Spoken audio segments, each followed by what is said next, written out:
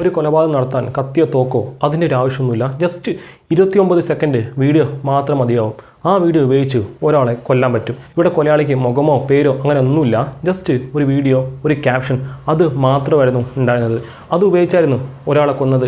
രാവിലെ ജോലിക്കാണെന്ന് പറഞ്ഞ് ഇറങ്ങിയ യുവാവ് തിരിച്ച് വീട്ടിലേക്ക് വന്നത് ഒരു വാർത്തയായിട്ടായിരുന്നു. ചിലപ്പോൾ നാളെ ആ യുവാവ് നിങ്ങളോ ഞാനോ നമ്മുടെ കൂട്ടത്തിലുള്ള ആരെങ്കിലുമൊക്കെ ആയിരിക്കാം. ഇന്നത്തെ കാലത്ത് നടന്ന ഒരു ഡിജിറ്റൽ കൊലപാതകത്തിന് ഉദാഹരണമാണ് കേരളത്തിൽ ഈ അടുത്ത് സംഭവിച്ചിരിക്കുന്നത്. അങ്ങനെ എന്തായിരുന്നു നടന്നത്? അന്ന് ശരിക്കും എന്താണ് സംഭവിച്ചത് എന്ന് നോക്കാം. ജനുവരി 16 കണ്ണൂരിൽ നിന്ന് കോഴിക്കോട്ടേക്ക് പോകുന്ന ഒരു പ്രൈവറ്റ് ബസ്. ആ ബസ്സിലായിരുന്നു 42 വയസ്സുള്ള ദീപക് എന്ന യുവാവ് യാത്ര ചെയ്തിരുന്നത്. അയാൾ ഇടയ്ക്കിടയ്ക്ക് ആ ബസ്സിൽ പോകാനുള്ളതാണ്. അതേപോലെ തന്നെയായിരുന്നു അന്നും ജോലി ആവശ്യത്തിന് ആ ബസ്സിൽ അയാൾ യാത്ര ചെയ്തിട്ടുണ്ടായിരുന്നത്. വീട്ടിൽ അദ്ദേഹത്തിൻ്റെ അമ്മ 70 വയസ്സുള്ള അമ്മ മാത്രമായിരുന്നു ഉണ്ടായിരുന്നത്. അവരോട് യാത്ര പറഞ്ഞിട്ടായിരുന്നു അയാൾ ബസ്സിൽ യാത്ര ചെയ്തിട്ടുണ്ടായിരുന്നത്. പക്ഷേ ആ സമയത്ത് അദ്ദേഹത്തിന് അറിയുന്നുണ്ടായിരുന്നില്ല അത് തൻ്റെ അവസാനത്തെ യാത്രയാണെന്നും തനിക്കിനി ഈ ബസ്സിൽ യാത്ര ചെയ്യാൻ കഴിയില്ല എന്നതും. അയാൾ ആ സമയത്ത് യാത്ര ചെയ്യുമ്പോൾ ആ ബസ്സിൽ ഭയങ്കര തിരക്കായിരുന്നു. നിൽക്കാൻ പോലും കഴിയാത്ത അത്രയും ആൾക്കാർ ബസ്സിലുണ്ടായിരുന്നു. നിൽക്കാൻ സ്ഥലമില്ല. ആ സമയത്ത് അദ്ദേഹം നിൽക്കുന്ന സ്ഥലത്ത് നിന്ന് കുറച്ച് മാറി സിഞ്ചിത എന്ന സ്ത്രീ നിൽക്കുന്നുണ്ടായിരുന്നു. ഇവരെക്കുറിച്ച് പറഞ്ഞു കഴിഞ്ഞാൽ ദിവസം കാണുന്ന കാര്യങ്ങളൊക്കെ അല്ലേ, റോട്ടിൽ കൂടെ നടക്കുന്ന സമയത്ത് കാണുന്നത്, അല്ലെങ്കിൽ എന്തെങ്കിലും നടന്നു പോകുമ്പോൾ വെറുതെ കാഷ്വലി കാണുന്ന കാര്യങ്ങളൊക്കെ, അതൊക്കെ ഫോട്ടോ വീഡിയോസൊക്കെ എടുത്ത് ഇൻസ്റ്റാഗ്രാമിൽ അപ്ലോഡ് ചെയ്യുന്ന ഒരു ഇൻസ്റ്റാഗ്രാം ഇൻഫ്ലുവൻസർ എന്ന് വേണം പറയാനായി ആ ഒരു സ്ത്രീയും നിൽക്കുന്നുണ്ടായിരുന്നു. ആ സമയത്ത് ഭയങ്കര തിരക്കുള്ളതുകൊണ്ട് തന്നെ ഇങ്ങനെ ബസ് പോകുന്ന സമയത്തൊക്കെ ബ്രേക്ക് ഇടുമ്പോൾ ആൾക്കാരൊക്കെ അങ്ങോട്ടും ഇങ്ങോട്ടൊക്കെ ഇടിക്കുന്നുണ്ട്, ഉരസുന്നുണ്ട്. അതൊക്കെ ഇങ്ങനെ നഗരത്തിലൂടെ ഓടുന്ന ബസ്സുകൾ ഭയങ്കര തിരക്കുള്ള സമയത്തൊക്കെ സംഭവിക്കുന്ന സാധാരണ കാരണമൊക്കെ ആയിരുന്നു. ആരും അത് മൈൻഡ് ചെയ്തിട്ടുണ്ടായിരുന്നില്ല. പക്ഷെ ആ ഒരു സമയത്ത് ദീപകിന് ഇറങ്ങാനുള്ള അദ്ദേഹത്തിൻ്റെ സ്റ്റോപ്പ് ആവുന്നുണ്ടായിരുന്നു. ആ ഒരു സമയത്ത് ഇദ്ദേഹം നടന്ന് ആ വഴിയിലെ ആ ബസ്സിന് ഇറങ്ങുന്ന വഴി അങ്ങോട്ടേക്ക് റെഡിയായി നിൽക്കുന്നുണ്ടായിരുന്നു ഇറങ്ങാനായി. ആ ഒരു സമയത്ത് ഇറങ്ങാൻ റെഡിയാകുമ്പോൾ കയ്യിലുള്ള ബാഗൊക്കെ റെഡിയാക്കുന്നു. ഇങ്ങനെ നടന്നു പോകുന്ന സമയത്തായിരുന്നു തൊട്ടടുത്ത് നിൽക്കുന്നതായിരുന്നു ആ സിംജിതല്ലേ, അവരെ പാസ് ചെയ്ത് ഇദ്ദേഹം പോയത്. ആ ഒരു സമയത്ത് ആ വഴിയിൽ നിന്ന് കുറച്ച് മാറി നിൽക്കുന്നു. ഈ ഒരു പോയിന്റിലായിരുന്നു സിംജിത ആരും അറിയാതെ അവരുടെ കയ്യിലായിരുന്ന മൊബൈൽ ഫോൺ എടുത്ത് ജസ്റ്റ് 29 സെക്കൻഡ് മാത്രം ദൈർഘ്യമുള്ള ഒരു വീഡിയോ ചിത്രീകരിക്കുന്നു. അതായത് ദീപക് അദ്ദേഹം ഇവരുടെ സ്വകാര്യ ഭാഗത്ത് സ്പർശിച്ചെന്നും നടന്നു പോകുന്ന സമയത്ത് ഇടിച്ചെന്നും അങ്ങനെ രീതിയിലുള്ള ഒരു വീഡിയോ ആയിരുന്നു ചിത്രീകരിച്ചത്. അതായത് ആ വീഡിയോയിൽ വ്യക്തമായിട്ട് കാണാൻ പറ്റുമായിരുന്നു ഇദ്ദേഹം നടന്നു പോകുന്ന സമയത്ത് കൈ ചെറുതായിട്ട് ഇടിക്കുന്നുണ്ട്. അതായത് നടന്നു പോകുമ്പോൾ അറിയാതെ കൊണ്ടതായിരിക്കാം. ആ ഒരു സമയത്തായിരുന്നു ഇവർ വീഡിയോ എടുക്കുന്നുണ്ടായിരുന്നത്. അതായത് ചിരിച്ചുകൊണ്ട് ജസ്റ്റ് ക്യാഷ്വലായിട്ട് ഒരു പരാതിയോ അങ്ങനെ ഒന്നും ഉണ്ടായിരുന്നില്ല. സാധാരണ ഇങ്ങനെ ഇടിക്കുവാണെങ്കിൽ കണ്ടക്ടറെ വിളിച്ചു പറയും, അല്ലെങ്കിൽ ഒന്ന് ബഹളം വയ്ക്കും. അങ്ങനെയുള്ള സംഭവമൊന്നും ആ ബസ്സിൽ നടക്കുന്നുണ്ടായിരുന്നില്ല. ജസ്റ്റ് ആരും അറിയാതെ 29 സെക്കൻഡ് വീഡിയോ ഈ സിംജിത എടുക്കുന്നു. ആരും ഇതിനെക്കുറിച്ച് അറിഞ്ഞിരുന്നില്ല. ആ ഒരു സമയത്ത് വീഡിയോ എടുത്തതിന് ശേഷം ദീപകിൻ്റെ സ്റ്റോപ്പ് വരുന്നു. അദ്ദേഹം ഇറങ്ങി ബസ്സിന് പോകുന്നുണ്ടായിരുന്നു. പക്ഷേ ആ ഒരു 30 സെക്കൻഡ് വീഡിയോ അദ്ദേഹത്തിൻ്റെ ജീവിതം മാറ്റിമറിക്കുമെന്നും ഇതോടെ ജീവിതം അവസാനിക്കുമെന്നും ആ ഒരു പോയിന്റിൽ അദ്ദേഹം അറിഞ്ഞതേയില്ല. അങ്ങനെ ഒരു വീഡിയോ എടുത്തത് അദ്ദേഹം അറിഞ്ഞിട്ടേയില്ല. അതിനുശേഷം വൈകുന്നേര സമയത്ത് ഒരു 29 സെക്കൻഡ് വീഡിയോ ഇൻസ്റ്റാഗ്രാമിൽ ഭയങ്കരമായിട്ട് വൈറലായി പോകുന്നുണ്ടായിരുന്നു. അതിൻ്റെ ക്യാപ്ഷൻ ബസ്സിലെ കാമുകൻ എന്നായിരുന്നു. ആൾക്കാരൊക്കെ വീഡിയോ കാണുന്ന സമയത്ത് താഴേക്ക് കമൻറ്റ് ചെയ്യുന്നുണ്ട്. ആൾക്കാർ ഓരോന്ന് പറയുന്നുണ്ട്. ബസ്സിലെ പീഡന വീരൻ, സൈക്കോ, ഇവനെ പോലുള്ള ഒരു ബസ്സിൽ കയറ്റരുത്, ഇവനൊക്കെ വെടിവെച്ച് കൊല്ലണം, ഇവനൊക്കെ ജയിലിൽ അടയ്ക്കണം, അതുപോലെ കുറേ ക്യാപ്ഷൻസ് വരുന്നുണ്ടായിരുന്നു. ഇതൊക്കെ വൈകുന്നേര സമയത്ത് ദീപക് കാണുന്നു. ആ വീഡിയോയുടെ താഴെ തന്നെ സ്ക്രീൻഷോട്ടൊക്കെ എടുത്ത് ആൾക്കാർ വാട്സാപ്പ് ഗ്രൂപ്പിലൊക്കെ ഷെയർ ചെയ്യുന്നുണ്ടായിരുന്നു. ആ സമയത്ത് ആ ഇൻസ്റ്റാഗ്രാമിൽ പോസ്റ്റിന് താഴേക്ക് ആൾക്കാർ പറയുന്നുണ്ട്, ഇദ്ദേഹത്തിന് എനിക്കറിയാം, ഇദ്ദേഹം വീടിനടുത്തുള്ള താമസിക്കുന്നതാണ്, ഇദ്ദേഹത്തിന് വീടിനടുത്താണ് താൻ താമസിക്കുന്നത്, ഇദ്ദേഹത്തെ നന്നായിട്ട് അറിയുന്ന ആൾക്കാരൊക്കെ കുറേ പേര് കമൻറ്റ് ചെയ്യുന്നുണ്ടായിരുന്നു. ഇതൊക്കെ ദീപക് മറുഭാഗത്ത് കാണുന്നുണ്ടായിരുന്നു.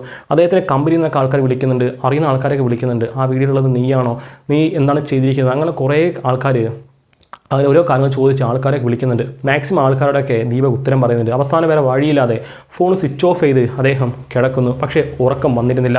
അയൽക്കാരൊക്കെ നോക്കുന്നുണ്ട്. വേറെ കണ്ണോടെയായിരുന്നു ആൾക്കാരൊക്കെ നോക്കുന്നുണ്ടായിരുന്നത്. അദ്ദേഹത്തിൻ്റെ ഭാഗം കേൾക്കാൻ ആരും തയ്യാറായിരുന്നില്ല. അദ്ദേഹത്തിൻ്റെ സൈഡ്, അദ്ദേഹത്തിന് പറയാനുള്ള കാര്യങ്ങൾ താനൊന്നും ചെയ്തിട്ടില്ല, താൻ ഒന്നും അറിഞ്ഞിട്ടില്ല, അങ്ങനെ ഒരു സംഭവമേ അവിടെ നടന്നിട്ടില്ല, അങ്ങനെയുള്ള കാര്യങ്ങളൊന്നും ആരും കേട്ടിരുന്നില്ല. എല്ലാവരും സ്വയം വിലയിരുത്തി എല്ലാവരും ആ വീഡിയോയുടെ താഴെ കമൻറ്റ് മാത്രം ചെയ്യുന്നുണ്ടായിരുന്നു. പക്ഷേ ഇങ്ങനെ ഈ ഒരു സംഭവം ആൾക്കാർ കമൻറ്റ് ചെയ്യുന്നതും ആൾക്കാരിങ്ങനെ പറയുന്നതും ദീപകിന് താങ്ങാവുന്നതിനും അപ്പുറമായിരുന്നു. അന്ന് രാത്രി അദ്ദേഹം ഉറങ്ങിയില്ല. അങ്ങനെ മണിക്കൂറുകൾ കഴിയുന്നു. പക്ഷേ അടുത്ത ദിവസം രാവിലെ അദ്ദേഹത്തിൻ്റെ മുറി തുറന്നു നോക്കുന്ന സമയത്ത് ജീവനില്ലാത്ത ദീപകിൻ്റെ മൃതദേഹമായിരുന്നു ആ മുറിയിൽ കിടക്കുന്നുണ്ടായിരുന്നത്.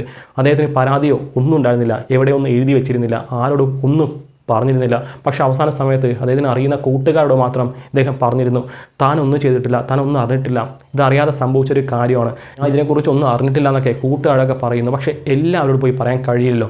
കൂട്ടുകാരൊക്കെ അറിയുന്ന ആൾക്കാർക്കൊക്കെ ദീപകനെ നന്നായിട്ട് അറിയാം. അദ്ദേഹം ഒരിക്കലും ഇങ്ങനെ കാര്യം ചെയ്യില്ല എന്ന് അവർക്ക് ഉറപ്പായിരുന്നു. അങ്ങനെ അവസാനം അദ്ദേഹത്തിൻ്റെ ജീവൻ പോയി. ഇദ്ദേഹം മരിച്ചതിന് ശേഷമായിരുന്നു ഈ 29 സെക്കൻഡ് വീഡിയോയിലെ അതെല്ലാവരും കീറി മുറിച്ച് പരിശോധിക്കുന്നുണ്ടായിരുന്നത്. അതെ, അദ്ദേഹം നിൽക്കുന്നുണ്ട്, ആ വീഡിയോയിൽ വ്യക്തമായിട്ട് കാണാൻ പറ്റും. അദ്ദേഹം നടന്നു പോകുന്നുണ്ട്, അറിയാതെ ഇടിച്ചതാണ്, ആ ബാഗ് എടുക്കുന്ന സമയത്ത് അറിയാതെ കൊണ്ടതാണ്, അറിഞ്ഞുകൊണ്ട് മനഃപൂർവ്വം ചെയ്തതല്ല. അതുപോലത്തെ കാര്യങ്ങൾ സ്ക്രീൻഷോട്ട് എടുത്തിട്ട് ഷോട്ട് ബൈ ഷോട്ട് എല്ലാവരും വിശദീകരിക്കുന്നുണ്ടായിരുന്നു. അദ്ദേഹം തെറ്റുകാരനല്ല, പക്ഷേ ഇതെല്ലാം നോക്കുന്നതിന് മുമ്പ് അദ്ദേഹം മരിച്ചു പോയിരുന്നു. അദ്ദേഹം ഇന്ന് ലോകത്തില്ല. ആ വീഡിയോ എല്ലാവരും മരിച്ചതിന് ശേഷമായിരുന്നു ഡീറ്റെയിലായിട്ട് നോക്കുന്നുണ്ടായിരുന്നത്. ആ സ്ത്രീ അറിഞ്ഞുകൊണ്ട് വൈറലാകാൻ വേണ്ടി മാത്രം ഷൂട്ട് ചെയ്ത ഒരു വീഡിയോ, അത് മരിച്ചതിന് ശേഷമായിരുന്നു എല്ലാവരും ഒരേപോലെ പറഞ്ഞത്. പക്ഷേ അതുവരെ എല്ലാവരും പറഞ്ഞത് ഇദ്ദേഹം ഒരു കുറ്റവാളിയാണ്, ഇദ്ദേഹം അറിഞ്ഞുകൊണ്ട് ഇടിച്ചതാണ്, ഇദ്ദേഹം പീഡനവീരനാണ്, സൈക്കോ ആണ്. അതേപോലെ കുറേ ആളുകൾ ആവർത്തിച്ച് ഇത് തന്നെ പറയുന്നുണ്ടായിരുന്നു. മരിച്ചതിന് ശേഷമായിരുന്നു എല്ലാവർക്കും അദ്ദേഹം നല്ല ആളാണെന്നുള്ള കാര്യം മനസ്സിലായത്. അതായത് ആ വീഡിയോ കീറി മുറിച്ച് പരിശോധിച്ച് എല്ലാവരും ഇദ്ദേഹത്തിന് അനുകൂലമായി പറയുന്നുണ്ടായിരുന്നു. അതേസമയം തന്നെ അദ്ദേഹത്തിൻ്റെ ഭാഗത്ത് ന്യായമുണ്ട് എന്ന് തെളിയിക്കാൻ അദ്ദേഹം സ്വയം ജീവൻ വരെ കളഞ്ഞു. ഈ ഒരു സമയത്തായിരുന്നു ഇദ്ദേഹം മരിച്ചതിന് ശേഷം അദ്ദേഹത്തിൻ്റെ കുടുംബം കേസ് ഫയൽ ചെയ്തത്. ഒരു ഭാഗത്ത് ആ സ്ത്രീ, മറുഭാഗത്ത് ജീവനല്ലാത്ത ദീപകൻ്റെ കുടുംബവും. ശരിക്കും ഇവിടെ എന്താണ് സംഭവിച്ചിരിക്കുന്നത്? ഇവിടെ കോടതിയും പോലീസും എല്ലാ കാര്യങ്ങളുള്ള ഒരു രാജ്യത്ത് ജസ്റ്റ് 29 സെക്കൻഡ് വീഡിയോ ഒരാളുടെ ജീവൻ ഇല്ലാതാക്കാൻ കഴിയുമോ? അതാണ് ഇവിടെ തെളിയിച്ചിരിക്കുന്നത്. ഒരു ഡിജിറ്റൽ കൊലപാതകം, അങ്ങനെ വേണം ഇതിനെ പറയാൻ. ഒരു ഡിജിറ്റൽ കൊലപാതകം. എല്ലാവരും കമൻറ്റ് ചെയ്ത് അറിയാതെ ഒരു വീഡിയോ, ജസ്റ്റ് 29 സെക്കൻഡ് വീഡിയോ, അതിന് താഴെ കൊടുത്ത ക്യാപ്ഷൻ, കമൻറ്റ്, ഇതെല്ലാം ഉപയോഗിച്ച് ഒരാളുടെ ജീവൻ വരെ എടുത്തു. ഒരാൾ ഇങ്ങനെയൊക്കെ കൊല്ലാൻ കഴിയുമോ എന്ന് തെളിയിക്കുന്നുണ്ട് ഇന്നത്തെ ഈ ഒരു ഡിജിറ്റൽ യുഗം. ഈ ഒരു സംഭവം ഞെട്ടിക്കുന്ന ഒരു കാര്യമാണ്. ആ വീഡിയോയിൽ 29 സെക്കൻഡ് വീഡിയോയിലെ ആ വീഡിയോയിൽ ചിലപ്പോൾ നാളെ നിങ്ങളോ ഞാനോ നമ്മുടെ കൂട്ടത്തിലുള്ള ആരെങ്കിലുമൊക്കെ ആയിരിക്കാം, അവരും നാളെ കൊല്ലപ്പെടാം. അങ്ങനെ സംഭവിക്കാതിരിക്കണമെങ്കിൽ ഒരേ ഒരു കാര്യം ചെയ്താൽ മതി.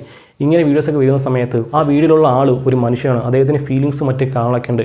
ശരിക്കും സത്യാവസ്ഥ അറിയാതെ ഇങ്ങനെയുള്ള കമൻറ്റുകൾ കാര്യങ്ങളൊക്കെ ചെയ്യാതിരിക്കുന്നതാണ് ഏറ്റവും കൂടുതൽ നല്ലത്. ഈ സംഭവത്തെക്കുറിച്ചുള്ള നിങ്ങളുടെ അഭിപ്രായം എന്താണെന്ന് താഴെ കമൻറ്റ് ചെയ്യണം.